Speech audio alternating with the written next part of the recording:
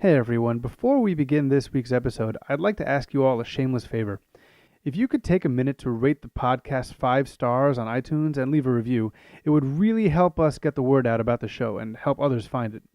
We'd also like to invite you to join the conversation. If you have a topic that you would like us to cover, send us an email at jewishlivingpodcast@gmail.com. You can either write in or record your suggestion. Either way is fine. Who knows? You may be featured on an upcoming episode. Now, on with the show.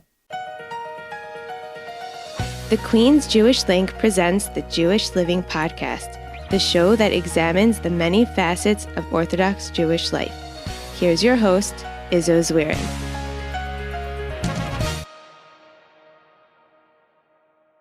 One of the issues we take for granted in the Jewish community is genetic testing. We know about the history of terrible ailments afflicting our community and why it's important to get ourselves tested. However, today on the Jewish Living Podcast, we go deeper into the history of genetic testing and where we are today with our guest. My name is Estie Rose, and I am a genetic counselor for JScreen. Estie will explain the many advancements in genetic testing over the years, and no, it's not just for Ashkenazim anymore.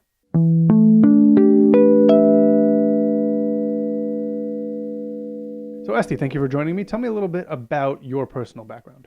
So I have a master's in genetic counseling. I went to Mount Sinai in New York. I am a New Yorker for life. I currently live in the Five Towns in Long Island, and I work for JScreen, which is a nonprofit genetic testing organization based out of Emory University. And Emory University is based out of? In Atlanta. In Atlanta, Yeah. Okay. We'll get into Emory in a little bit. Can you talk about a little bit of the history of genetic testing, how it pertains to the Jewish world? Yeah, so I'm sure most people listening know that Tay-Sachs disease is a very common disease in people who are Ashkenazi Jewish. Back in the 1970s, a Tay-Sachs testing initiative began in Jewish communities, especially around New York. So the New York area, Baltimore, the highly populated Jewish areas, where people who are geneticists or other genetics experts would go around in a van, and they would go to shuls, and they would go to JCCs, and they would go to schools, and they would test people to see whether they were carriers for Tay-Sachs or not. At that time, they didn't know about any of the other Jewish genetic diseases. We only knew about Tay-Sachs. If they found that a couple was a carrier couple, where both the husband and the wife were both carriers for Tay-Sachs, they would actually advise them not to get married, because they knew that if they did get married and have children, every time there's a pregnancy, there'd be a 25% chance or a 1 in 4 chance for that baby to be affected with Tay-Sachs. Tay-Sachs is a very severe condition. Babies who have it are born healthy, everything looks okay. And then at about 6 months after the baby's born, the parents usually start to notice that their babies are not developing properly. They are blind, they have seizures, and they have a lot of neurological impairments. Every baby who has Tay-Sachs ends up passing away during their childhood, usually by about age 5. So the Jewish community noticed that this was a problem. They had the technology available to test for Tay-Sachs to see whether people were carriers. And again, at that time, since there was nothing to do about it, if they found a Tay-Sachs carrier couple, nowadays there is, but we can get to that later, they would advise that people not get married because they didn't want to roll the dice with each pregnancy. Over the course of years, we learned a lot more about genes and about our human genome. And we've discovered many other conditions that are common in people who are Ashkenazi. And later down the line, we even learned about conditions that are common in people who are Sephardic and also Mizrahi. And nowadays, we're able to test for many, many more diseases. It's not just Tay-Sachs. Our JScreen testing panel tests for over 200 conditions. So we've come a very, very long way since the 1970s. Okay, so we're going to talk about everything that you just mentioned in a little bit greater detail. Let's start with the carrier thing that you mentioned. What does it mean to be a carrier? So every gene that we have comes in pairs. We get one copy from our mom and the other copy we get from our dad. If somebody has 2 normal copies where there are no structural changes within the gene, they're considered normal for that gene. If they have one copy that's normal from one parent and another copy with a genetic mutation from the other parent, they're considered a carrier. And if they have 2 genetic mutations, meaning if the mom was a carrier and passed it down to the child, and the dad was a carrier and also passed it down to the child, then the child would actually have the condition. They would be symptomatic most of the time. Carriers of diseases are fine because even though they have one non-working copy with a mutation, they have a second copy that's normal to kind of compensate for that. So carriers of these conditions generally have no idea that they're carriers because they have no symptoms of that condition. They're totally healthy and they should have nothing, related to that condition. That's why we recommend that people get tested because they think, oh, if I don't have a family history or I don't have any symptoms, I never need to think about it. But in reality, there are many healthy carriers walking around and they just have no idea because they never got tested for anything. Right. And you also mentioned about the different panels that are for Sephardim and then for Ashkenazim. What about a couple that one side is Sephardi and one side is Ashkenazi? Are there diseases or genes that are carried that can affect both of them, or are they specific Ashkenazi and Sephardi? Yeah, that's a really good question. So we've kind of learned over the years that it's probably best practice to test everyone for everything. So nowadays we're doing these much larger screening panels that I like to call a one size fits all. There are screening panels that include diseases that are common in Ashkenazis, common in Sephardi people, common in Mizrahi people, and common in just the general population. So, for example, cystic fibrosis, you might have heard of that. That's a very common condition. Yeah, so that's common in Ashkenazis, but it's also common in Caucasians, and it's also common in Irish people. It's common in everybody. So in order to cover all of our bases, we think that it's always a good idea to test everyone for everything because you never know. Even though certain conditions are more prevalent or more common in certain populations, it doesn't mean that other populations can't have those. Now, there are unfortunately some couples that don't have the ability to have children for whatever reason, and they often might use, or not often, but sometimes they might use donor eggs, donor sperm. They sometimes will go with adoption. Are there any things that those couples might have to have in mind? Yeah, so anytime somebody's using assisted reproductive technologies, like using a gamete donor, like an egg donor or a sperm donor, or if they're using IVF, in vitro fertilization, it's always a good idea that they do genetic testing on the people who are supplying the eggs and the sperm, just to make sure that before they undergo this very invasive and big procedure, that everything checks out genetically. If you have a couple that has to undergo IVF, in vitro fertilization, because they're having fertility problems, if they're going to be doing that anyway, we always think it's a good idea that they get tested because just in case they are at high risk for a genetic disease, they can try to, use technologies to prevent passing those diseases to their babies while they're undergoing the in vitro. You might have heard of pre-implantation genetic testing, PGT. Yes. Yeah, so that's an added step to the IVF process that some couples will use. So basically, they undergo an IVF process where the man gives the sperm sample and the woman gives the egg sample. They put it together in the lab and they make an embryo in the lab, so outside of the woman's body. And then before they implant that embryo into the woman's body, they can actually take out one of the cells of the embryo and they can do genetic testing on that cell to see whether or not the embryo is affected with the disease that we're worried about. If they see that it's not affected, then they'll continue with the IVF process and they'll implant that embryo into the woman's body. And hopefully that will lead to a successful pregnancy. But if they see that the embryo is affected with a condition, they'll discard it and it will never become a pregnancy. It will never become a fetus. Now, not to press so much on that because it's not really going to be the topic of our conversation, but there are other things that doing that type of a procedure you can pick out. I would assume at that point you can determine the sex of the child. Yes. And families can then, I guess, choose if they want to have a boy or a girl. Technically, they can. It's not so common in the States for people to undergo such an invasive procedure for gender selection only. Like, they don't usually do it for that reason only. Sometimes it kind of happens because they have a genetic issue in the family, and let's say they're able to get a couple of healthy embryos. Sometimes they get to choose, if it's going to be a male or female, but that's kind of incidental, But in the States, it's not that common for people to undergo such a procedure just for gender selection. You say in the States, but is it common elsewhere? So I know in Israel, there's a lot of halachic questions about this. Like, let's say you have a family, a Kohen family, and they have lots and lots of girls, and they really want to have a boy, So that could be an example, or, going into the army if they have, I don't really know exactly what the issues are, but. Well, maybe if they have a bunch of boys and now they want to have a girl that doesn't necessarily have to be on the front lines that the boy might be. I don't know. That's what. There's definitely something with going to the army in Israel. I actually don't know the ramifications behind that. I apologize if I got that completely wrong. Yeah, I've heard a couple of different lectures from people who are in Israel, specifically at Shaarei Tzedek, where there's questions that go to the ethical review boards at Shaarei Tzedek about gender selection. I don't remember exactly what the rule is, but Shaarei Tzedek has made a rule that if somebody has, I think it's 3 of one gender, then it's okay to use IVF with gender selection for that 4th baby. I think that's the number. I'm not exactly sure, but I think it is. So It might be more common there actually than it is here. And I don't know what it's like in other countries. I kind of just, hear a little bit about Israel. But yeah, I mean, nowadays the technology that's used is amazing and it's great, but it's a very big deal to undergo such a procedure like Right. IVF. It's a very big deal financially, emotionally, physically, especially on the woman. It's not, just take a pill and you'll have a baby. Right. It's a very big deal. So most couples save it for when there's a very high risk situation and they feel like they really need to be doing this. And it's a wonderful, opportunity and option for couples who are at high risk to have babies with genetic diseases. And we talk about this option with all of our carrier couples, no matter what the disease is that they're carriers for. And many of our carrier couples actually do use this technology.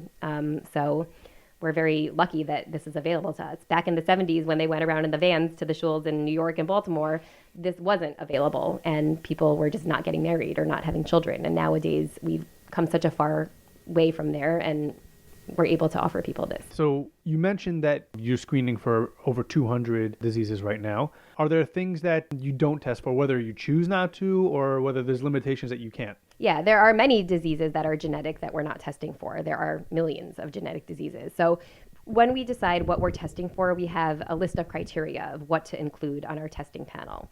So, for example, how common is it? So if something is 1 in a million, we're not going to be testing for it. But if it's up to 1 in 300, 1 in 400, 1 in 500, we think that's common enough for them, for people to get tested for it. Another criteria would be how severe the disease is. If something generally doesn't really impact most people, we're not really going to be testing for it. But if it's something that would severely impact the life of a child or a baby, we would definitely test for it. We do not test for adult onset conditions as part of JScreen because we're very focused on reproductive genetics. So diseases that could affect babies. So we're not testing for cancer. We're not testing for neurological conditions like Alzheimer's and Parkinson's and Huntington's disease. That's not at all on our agenda right now. We're strictly testing to ensure that couples have healthy babies. Okay, so let's talk about the elephant in the room and that there are other organizations out there that do this type of testing. Let's start with Dor Yesharim. When I was in high school, that's what everybody did. When I got married, that's what I did. My wife and I did Dor Yesharim. What's the difference between JScreen and Dor Yesharim? Yeah, so I also did Dor Yesharim, and most of my friends did Dor Yesharim also. But the landscape of genetic testing in the Jewish community has changed a lot in the last couple of years. So Dor Yesharim started about 20-ish or so years ago, maybe even more than that, by a man who is a Satmar Chassid who lost 4 babies to Tay-Sachs disease. So he and his wife lost 4 babies, and they decided that this can't happen to our community anymore. But in his Satmar community, he was worried that people would be terrified of getting tested because if they found out that they were carriers for Tay-Sachs disease, nobody would want to marry them. It would be seen as a stigma on somebody and it would affect their marriageability.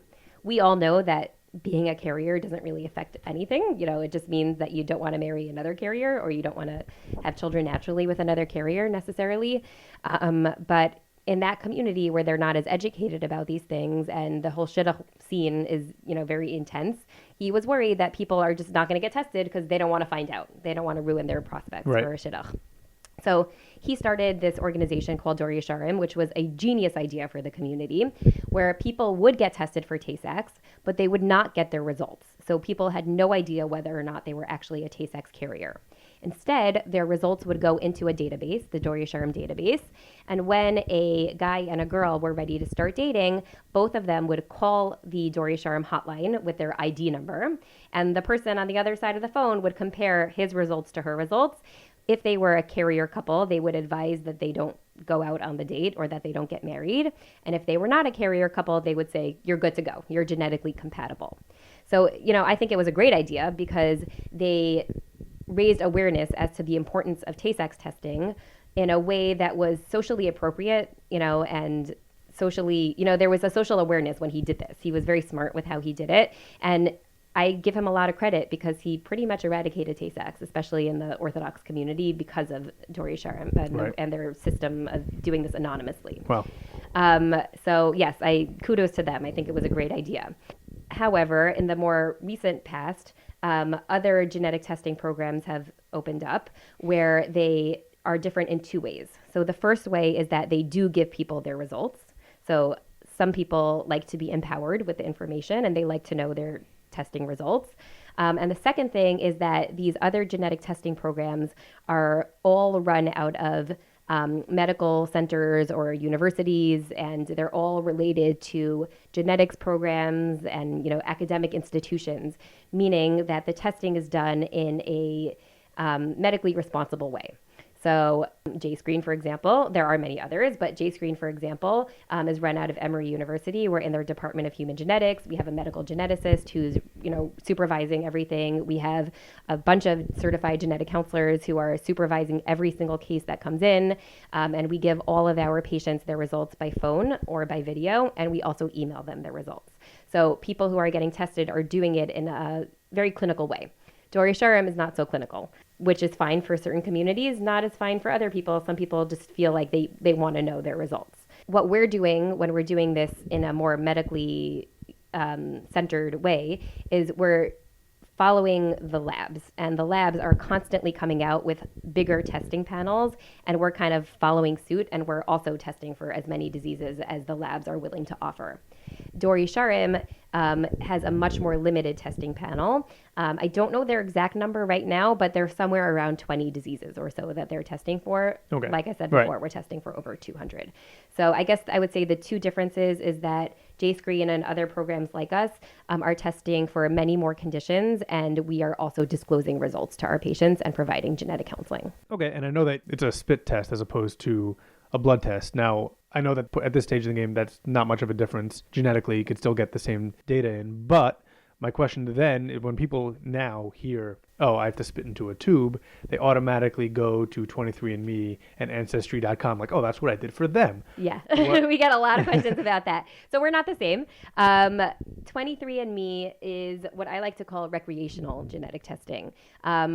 I don't know if you've done it before. You might have seen a I have report. not. Yeah, so they have many different types of genetic markers that they look at. So if you look at a report, they have different sections. So one section is an ancestry section, just like Ancestry.com. So they tell you what percentage, Eastern European Jewish are you, what percentage Icelandic are you, or whatever it is. They break it down for you. They also have a section for adult genetics. So I told you that at JScreen we don't do that. So they tell you whether you have a high chance of getting BRCA related breast cancer, for example. That's only for Ashkenazi Jewish people. Do they offer that test? They tell you what are the chances that you'll get Alzheimer's, Parkinson's, things like that. We don't do that at JScreen. Another section of their test is they do like what I call the recreational genetics. So they'll tell you like the cute fun stuff, like do you have a widow's peak? Do you like cilantro? Do you not like cilantro? Do you tend to flush when you drink alcohol? Like things like that. These are not medically relevant. No, not at all. But people questions, get a kick right. out of it, and Yeah. it's fun to look at. And then the last section of their test result always has a couple of carrier tests. So just like JScreen, they're doing a couple of diseases, about 40 or 45 different diseases. So it's something, when it comes to carrier testing. It's not nearly as much as we're testing for, but it's something. The technology that they're using is not great. It's a little bit outdated. So we often at JScreen will have patients who tell us that they did genetic testing in the past. And when we push a little bit further, they tell us they did 23andMe, and we say, okay, now you're going to do the real genetic testing. So what they're doing is a little bit more fun than it is clinical, and is spitting into a tube, just like all the other ancestry tests, but we are run out of a medical university. I don't know if their lab is CLIA approved, if their labs are Right. as legitimate, I guess I would say. And I would not recommend using 23andMe if you want clinical information, like to see if you're a carrier for Tay-Sachs. Okay, so then the next obvious question, so we just established that 23andMe is more recreational and you're more clinical. Would the next question be, would JScreen ever move into the direction of also having the recreational stuff? Yeah, it's kind of fun, right? They sell a lot of kits. I saw a whole stand in Target last week for 23andMe. You could buy a 23andMe kit in Target now. Yeah, you don't have to order it anymore. Yeah, it's really nice. So technically, anytime somebody does a genetic test, there should be an MD ordering the test and who's responsible to take care of the results. I don't really understand what's going on at 23andMe, so I'm not going to speak for them. But it's kind of fun, and I think people like that. So maybe one day we'll kind of add a little something to the JScreen test. But right now we're, very strict, and we're really testing for, the things that would impact couples when they're trying to start their families and plan for their Right. family. That's the point. Yeah, That's what we're exactly doing. what you're trying to do. Exactly. Right. Okay, I want to go back when we spoke about 23andMe and Ancestry.com. There's been a number of reports recently that certain crimes have been able, like long cold cases, have been able to be solved because of genetic testing. And there's a database now where a lot of people are giving DNA. And that's something that people now have to be aware of when they're giving their DNA to these agencies. They're automatically being opted in to allow their DNA to be turned over to authorities, things like that. Is that something that you do? Do you deal with authorities? Is there a way to guarantee that my DNA information is going to be remain my DNA information and not be shared with other people? How do you account for that type of thing? Yeah, I mean, everything that we do is very secure. We are bound by federal laws and the laws of Emory University as well when it comes to sharing any kind of health information. So all of our emails, for example, are encrypted and secure. We tell all of our patients that the results will only be shared with the patient, the JScreen team, and the doctor who ordered their test. And the lab obviously knows about it as well. But like I said before, the labs that we're using are legitimate, and they're not allowed to do this, just like Right. we're not allowed to do this. So I think because we're very, university based, I wouldn't worry about any data getting into the wrong hands if somebody goes through JScreen. Right, so I would imagine that the other organizations that we mentioned, they're not technically medical organizations. They're not bound by HIPAA rules. You are a medical organization. You are bound by HIPAA rules, so you don't have the ability, even the legal authority to do that, whereas they might actually have the legal authority. Maybe. I can't speak right. for them. I don't know, but I could tell you that at least at JScreen and many of the other Jewish testing programs that I know about, everything is done, very kosher because it has to be. We have to be bound by these federal laws. So moving on from that would be the costs of such a program. So the 23andMe, they have their own costs. Doria Sharm has their own costs. What is the cost of doing a test with JScreen? So JScreen charges a program fee of $149 for people who have health insurance and $349 for people who don't have health insurance. A program fee basically covers the test, it covers the genetic counseling and all of the processing that goes along with it. So after people pay their $149, we'll never ask for another penny. We will submit everything to their insurance, and whatever their insurance does not pay, our generous donors will subsidize the rest of the test for them. So they pay the $149 and they are never asked for a dime after that. While we're on the topic of generous donors, how can people donate? Go to our website, jscreen.org. There's a big donate button right at the top. All right, let's say I'm a 35-year-old person and I got tested back when I was dating. Is there a reason for me to do the test again now? Absolutely. We learned a lot about genetics in the last 5, 6, 7, 10, 15 years. So any testing that was done a couple of years ago is already considered out of date.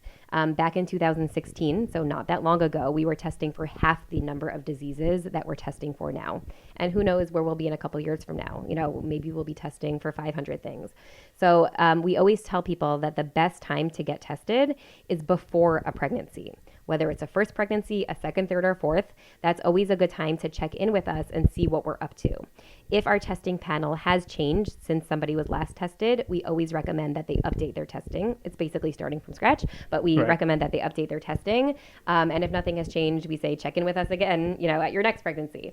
It's always better to get tested before a pregnancy than during a pregnancy, even though we could technically do testing during a pregnancy.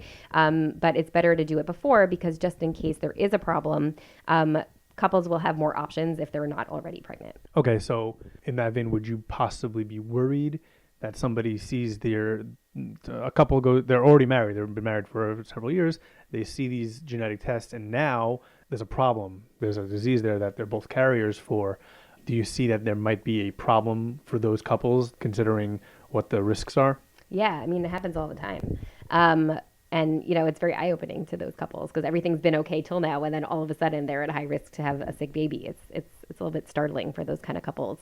But overall, I see with couples that are already in committed relationships that they're always grateful that they did this test, even though it's bad news and very disappointing. They're always grateful because now they have options. And, even though they might have dodged a bullet in the past, who knows for the next pregnancy? And now that they have this information, they can use it to make decisions about, the rest of their family planning. I know it sounds very cliche, but it's so true that knowledge is power. And the more information people know, the better equipped they are to make the right decisions for themselves and for their families. Okay, so I asked you about a 35. What about like a 60-year-old? Is there a reason for a 60-year-old who's no longer having children, I don't think at this point, to go get to this test? So a lot of people ask us if the parents should get tested because if they're negative, then their kids who are having kids of their own don't need to get tested. We're not really into that so much. I think that it's the best person to get tested is the person who's planning for the pregnancy. Well, that wouldn't make any sense financially. That's I two know. tests for the So, price of yeah, that's true. However, really, in the end of the day, most people are carriers for things. You know, we're testing for so many conditions and they're all so common. I think our most recent statistic at JScreen is that over 75% of our patients is a carrier for at least one thing. So, in all likelihood, even if we tested the older parents, their kids would have to get tested because they're going to be positive. You know, it's you're in the minority if you're negative. So it just makes more sense to test the people who are going to be the parents of these said babies than the grandparents of these people. So every now and then we will test parents, but it's probably not the best way to do it. I think the best way is to go, down one generation. Okay, I checked out before we spoke on your website, and you have the list of the diseases that you're checking for. What if I have a question about a condition that's not on that panel?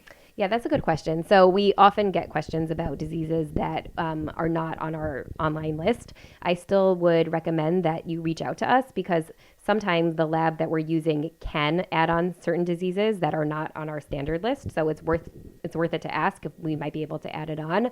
In all likelihood, when people are asking about certain diseases, there's a reason for it. So either there's a family history or they're dating somebody with a family history and they need more information. And in a case like that, I would recommend that somebody goes to visit with a genetic counselor in their area. And the genetic counselor could take a complete family history and could offer them the best test out there for whatever the scenario is. So it's always worth it to ask, but in most cases, we'll recommend that people go outside of JScreen and get tested for that disease elsewhere. Okay, that does make sense. If I'm now I'm a 22-year-old person and I'm looking to get tested, is there a reason to get tested by both JScreen and Doria Sharm? So I would say the only reason to do Doria Sharm is if you're in the dating circle of other people who are also doing Doria Sharm. You can imagine that, if one person did Doria Sharm and the other person didn't, you're not going to get anywhere. You have to have both sides who did Doria Sharm. So if you're dating in those circles where everybody does Doria Sharm, it's good to have a Doria Sharm number just so that you're not saying, sorry, I can't, you can't check compatibility with one person who did JScreen and the other person who did Doria Sharm. You're not going to get anywhere. So the only reason I would think to do Doria Sharm is if other people are doing it. But overall, I think it makes more sense to do the better clinical test. And therefore, I would recommend that everybody, even if they did Doria Sharm for that reason, that they also do JScreen on top of that to make sure that they're getting the best test out there. And we have many people who do, by the way. So many of our patients will tell us that they already did Doria Sharm or that they're going to be doing Doria Sharm, but they want to know more. So I was debating asking you about this, but I decided I'm going to ask you about this. I saw that you had somehow partnered with the web series Soon by You. I was wondering if you could tell me a little bit about that. Yeah, so Soon by You is an online TV series. Yeah, I guess it's a web series. Okay, yeah, that's what it's called.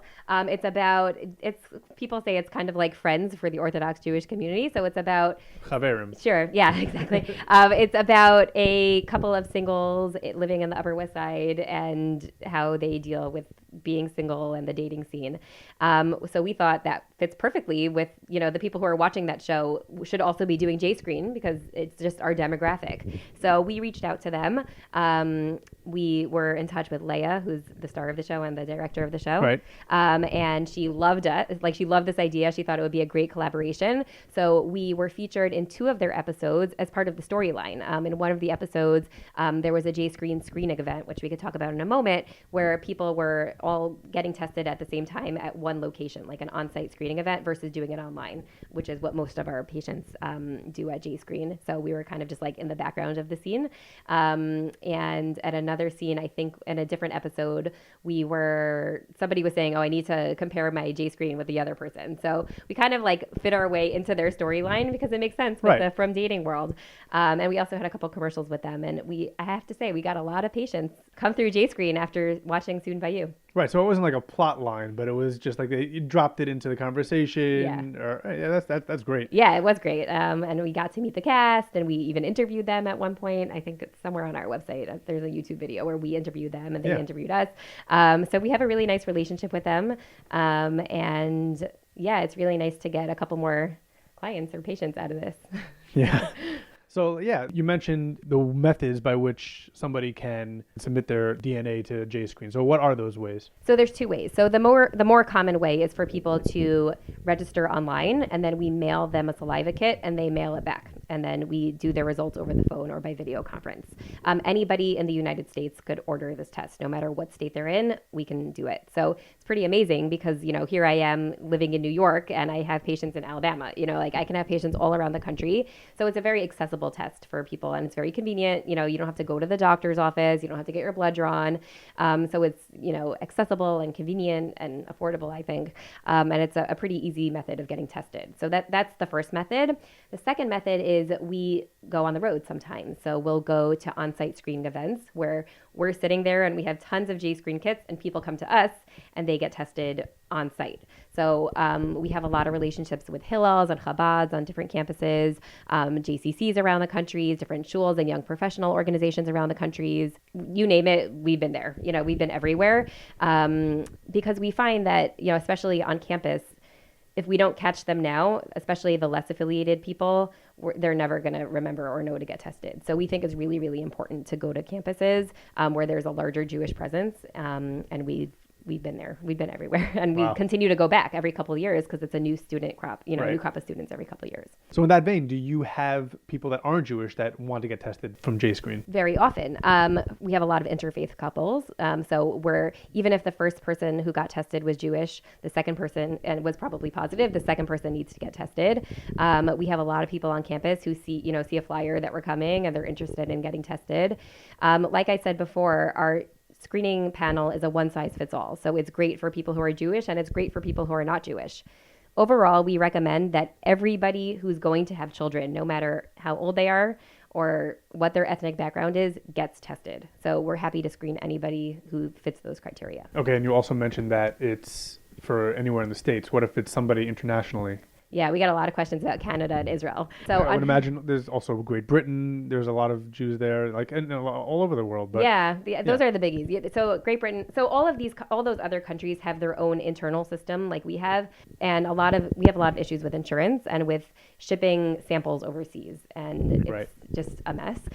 So we always recommend that people find out from their local Jewish organizations or their local OBGYNs or their local hospitals how to do it. In England, they have their own like JScreen type of program. It's not JScreen. We're not related to them, but they have their own kind of program. Dori Sharim, I know, is in the Toronto area and the Montreal area. And it's possible that their hospital system over there also offers a more open testing panel.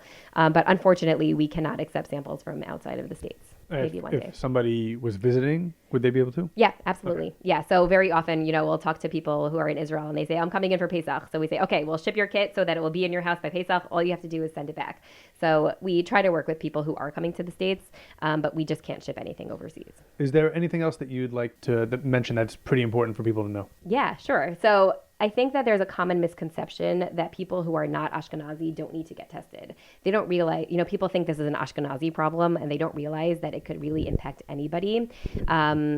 I see that a lot in the more Sephardic communities. They think like, oh, Tay-Sachs, that's not for me. That's for my Ashkenazi friend. But it's very important that everybody realize that this test is appropriate for them, even if they don't have any Ashkenazi background.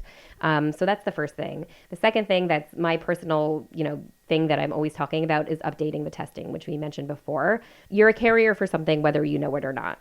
So I strongly believe that it's important that people try to stay up to date with these things because we're lucky to have the technology that we can help people avoid suffering if necessary, and we can do things about it. So just like we, check our blood pressure and our cholesterol and go for a physical every year, this is just as important. And I strongly believe that. And I think that anybody planning for a pregnancy needs to make sure that their testing is up to date. Yeah, that's very good. Where can people learn more about JScreen if you want to plug the website or anything else that you might have? Yeah, so jscreen.org is our website.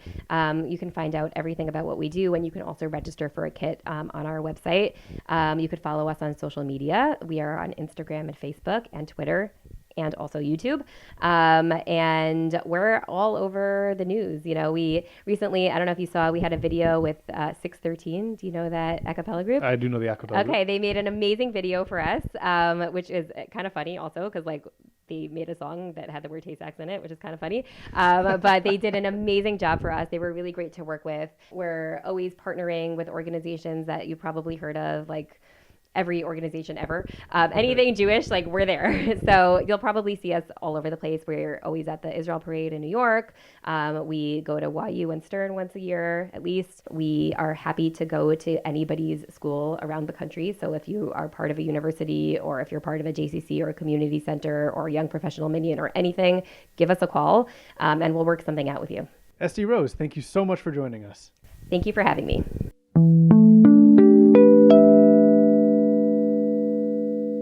My thanks to Estie Rose for joining us to discuss genetic testing and JScreen. I can't emphasize the importance of getting yourself tested enough. And even if you've done it before, even if you're already married, if you still have the possibility of having children, it is recommended that you get your tests updated. Thank you for listening, and Kol Tov. The Jewish Living Podcast is produced by Swirly Pikus. Our theme song is The Band by A.B. Rottenberg from Journeys 4. You can email the show at jewishlivingpodcast@gmail.com. You can also find us on Twitter at Jewish_living. The Jewish Living Podcast is recorded in conjunction with the Queen's Jewish Link.